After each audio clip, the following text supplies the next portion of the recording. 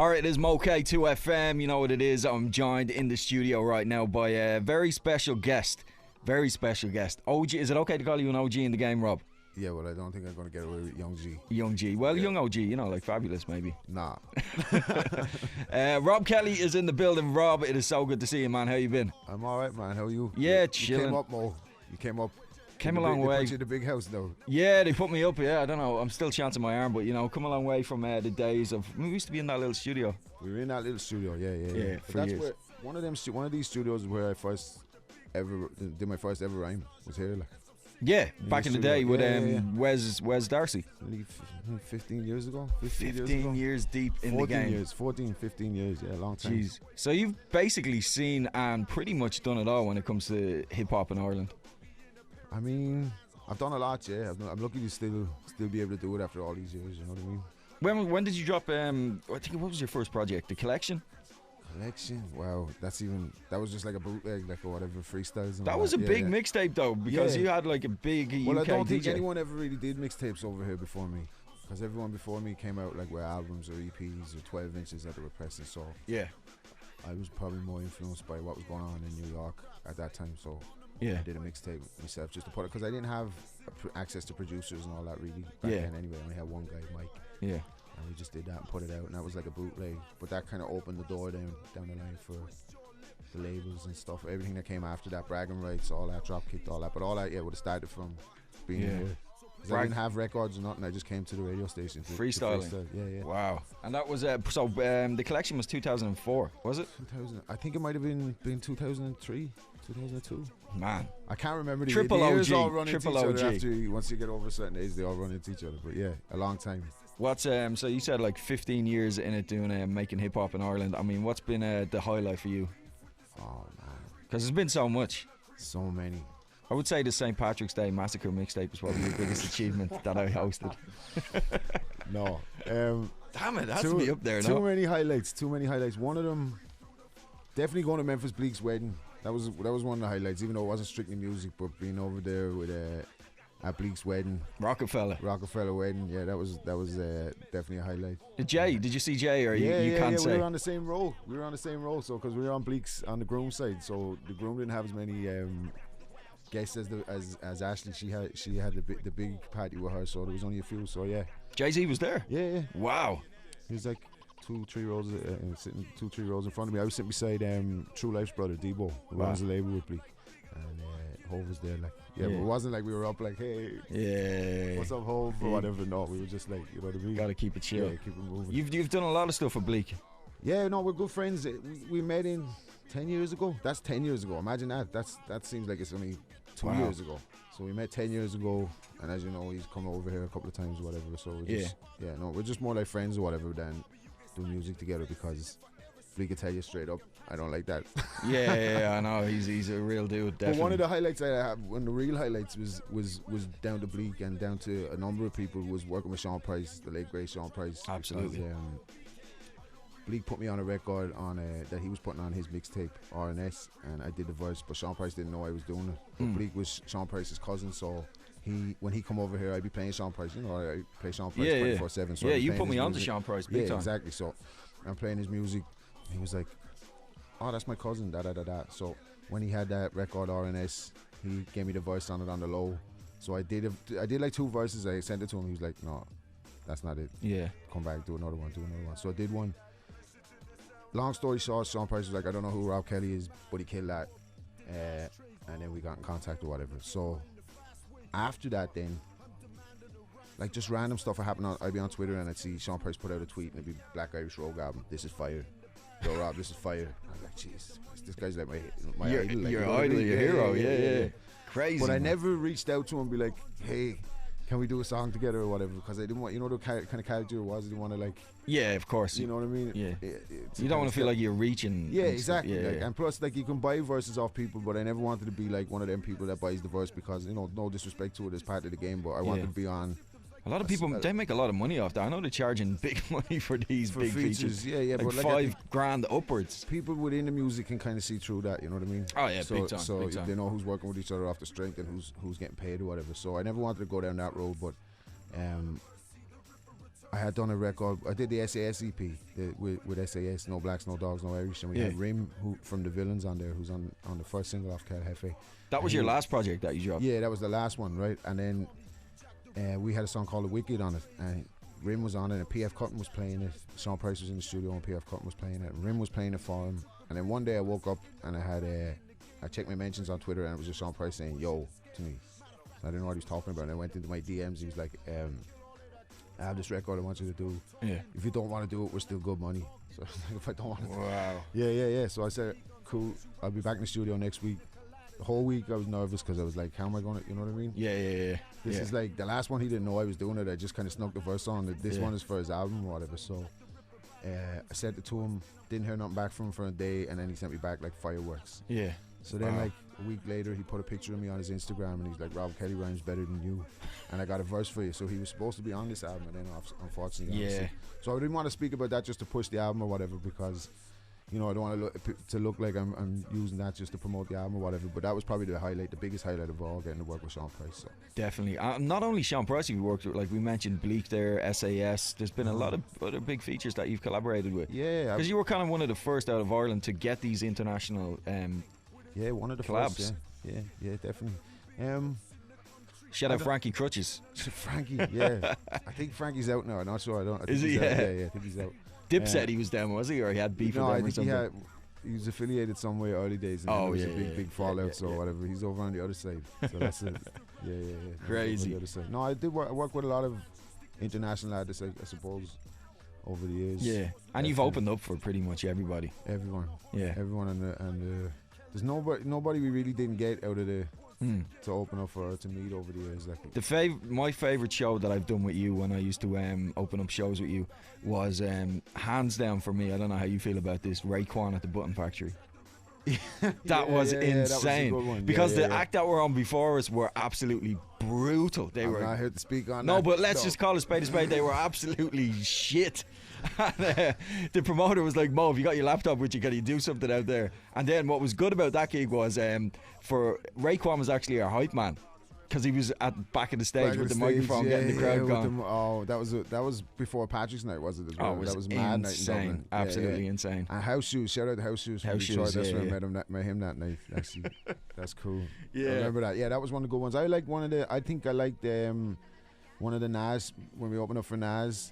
That was mental. And Nas's man came out and said, don't play 50 Cent, because now I'm always straight to play 50 Cent. Of course I did. I'm like, I know this crowd. DJ Elias, shout out to you, my man, but I'm not. I had to go out there. I think the biggest 50 Cent song at the time was What Up Gangster. You had to play it. You had to play it. No, a couple of all of the gigs were magic. Really. Yeah, all of them were magic. Goes from ones were overseas. The ones we did overseas as well, stick out over the years. When I went to America and everything, that was You brought me out to Boston. I think I was only like 22 years old. Mental, crazy.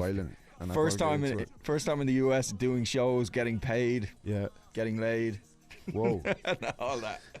So I mean, as we said, from Kanye West to everything. So you've pretty much. Is there anything else you want to do? Because we said show-wise, I mean, you've worked with your heroes. I mean, what else does Rob Kelly want to achieve in hip-hop? I just want to leave a lot of music behind now, for when I eventually stop doing it. I want to leave music for years and years to come. You know what I mean? Do you feel like you're relevant today to these kids? Are you trying to make music to cater towards them, or are you? I don't know if I'm relevant to somebody, because I'm still here and I'm still doing stuff bigger than I do the time before I come out. So I don't know about the kids. Here's what I think about the kids in Ireland in terms of hip hop music and just music in general. They don't have enough get up and go to go and do it themselves, because I was really interested in these MCs in the car. These guys that were running around MCing in the car over the house beats. You didn't see that whole phenomenon? Yeah, I seen that. So they're making something for themselves or whatever. They got millions of views, but there's no DJ to come in from that scene and put a mixtape together of all of them. There's no promoter going to get them all to go clash each other on stage. There's none of that. So they want everything handed. There's nobody there with look. Everybody we had that. We had that back in the day. Yeah, we had a really everybody cool can't rap. So whoever can't rap in your crew, tell him to go work the camera. Exactly. Or tell him to go book the shows. Who's the guy with the good personality? Tell him to go speak to someone and promote you. But they don't really seem to grab it. That's why people for years or whatever be mad at me for for doing the things I'm doing, but like it's a level playing field. Like, and if you want something, then you have to go after it and go and do it yourself. Like nobody's gonna hand it to you. So that's what I feel about the kids. I love when the younger kids are into the music because I'm a lot older than them. You know what I mean? So if they like it, that's good. That's good for me. But is that something you'd want to do, like to stir them in the right direction? Like you be a gatekeeper? I can only, like, people. That's the thing as well. People look up to other people to get them to do it. Like, but when we came in, like, none of them people were trying to help me when I was. Absolutely. They were trying to get rid of me. Like, it wasn't like they were wanting to put me on or whatever. And that's not. I'm not saying that I wouldn't try to put people on. I think Jamie that we work with, Johnny Darko, is one of the most talented MCs. He's only a young guy in his 20s. He sounds like he's been here before or whatever. The first time I heard him rap, I couldn't believe it. Like him, Sarah. Yeah. I like the guy, Sleepy Boys Gang. Have you heard him? Dude with swag. He's like the Irish riffraff. Oh wow! I would Irish riffraff, Lil B. Like he's completely, like, you know what I mean. I have to check that out. I have to check that out. No, he's got something going on. Like that's unique from a comedy point of view or whatever. But he's a dope producer. He can make beats too. But I just think that the kids should do more. Like there's more avenues for them now. There's more the internet. Just go and take it. Like go and do something with it. You know what I mean. As well as that, I kind of feel like a lot of the youth and the kids in Ireland today, they don't really have many MCs to look up to who are representing Ireland. They're all looking to, you know, Future and Skepta and. I mean, that was always the way. Like that was always the way. We there was only a few when we were coming up. There was only Scary and a few. So that's always the way. You're always going to be influenced by the bigger scenes. But I think there's just more opportunity for the young fellas to go and do something and go and take it. Like, don't be looking for just one outlet. Like, you know what I'm saying? Yeah, absolutely. Because the doors are shut over here for you. We can talk about it. Like, the doors are shut over here for you in terms of. Hence Mav moving to the UK. Well, Mav is a singer, so Mav. Well, you know what I mean. Mav's success has been phenomenal, but it's down. He didn't have that success just spitting rhymes, and this is what they do to you over in Ireland. So this is why a couple of years ago I was talking about retiring and I was going to leave. Not because of what I was doing with the music over here, but just because of the machine here, right? So we did the Real Thing record, right? Yeah. The Real Thing record was big. We got Records of the Week on BBC. We followed BBC. We had a Record of the Week before that with Game Over. Yeah. Right? Hot 66 on Westwood. Big Record of the Week on Kiss. Then the Real Thing comes out. Big Record of the Weekend on Nick Bright Show. Charlie Slaughter's premiering it. Is it safe to say you're the only Irish MC that has been on those shows? I'd say so. I can't really think of anyone else off the top of my head. So that's a good look. Yeah, I mean, you got. Yeah, there's plenty firsts and whatever, but that's for, you know, that's out there. That's not really for me to talk about. Everybody knows about that. But what I'm saying is that the doors are shut on you over here because we had this success over in England. Then we get to a local station and they'll playlist it because they've got the quota to fill for Irish radio. Yeah. And then you get further up the chain and the doors start getting shut on you. So what they do to you is they go, we like him, he's a rapper, no, we like him, but can he come in here and bring an acoustic guitar with him? Right? Yeah. And you go to the station and like I remember doing that on another station we're not going to talk about it, and doing the acoustic guitar thing and coming out like, and I had a sick feeling in my stomach a little bit. I actually remember when you did that. It was with Rebecca. Yeah. That was awesome though. That was a really good. But it wasn't what I wanted to do, because here's what another radio station told us at the time. They said, we'll playlist the song, an Irish radio station. Yeah. We'll playlist the song, but we want him to do a jingle for us for the summer over Jazzy Jeff and the Fresh Prince summertime. Oh man, right?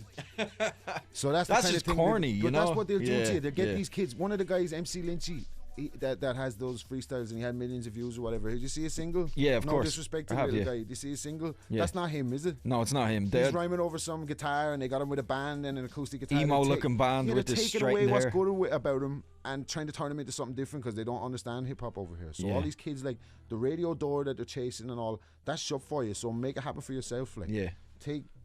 Well, it's not shut on my show. It's wide open. Not on your show, but people like you, like even at this station, and we, you know what I mean. It's not like you got the niche, you've got the hip hop angle in your show. It's not like it was another 50 hip hop DJs like there is on One Extra or something in England. It's like you're the outlet, so the doors are shut on you. Go do something else. Go kick down the door yourself. Take inspiration from Skepta, who's not conforming to radio. Like, you know what I mean? Don't exactly. Everybody don't have to get acoustic guitars and get a band and start. You know, where's the DJs? Where's the MCs? Where's the rap? Like, just stick to rapping. And I mean, that's what essentially made Skepta. He spent like 60 quid on a video, brought his mates in and just made music for himself and went international. That's what I'm saying. Like, you don't have to. Because before that, he was trying to cater to the radio and the charts and the whole. And it didn't work. And now he's just being himself. As well as that, like, you're not giving people the real you when you're doing that. Yeah. You know what I mean? Yeah. So I'm interested to know who would be, you don't have to answer this if you don't want to because I know the way you are, but who would be, since you've been around for a long time, if you had to pick top 5 Irish MCs? Oh, why you ask me this question? I'm just interested. A lot of people will want to know. Because you've seen them all come and go. I don't know, man, because I leave someone out and I don't know. I like Tara. Yeah. I think Nuisance. Nuisance for me would be in there, yeah. Johnny Darko. For me, this is just who I listen to, so Yeah, I'm not trying to. I yeah. don't know, and I don't know who else. I don't care. You know, put it out. I knew you were going to say Nah, that. I don't care. Rob, you've got a new album on the way. Is it an album or a mixtape? No, it's an album, dude. Come on. Boom.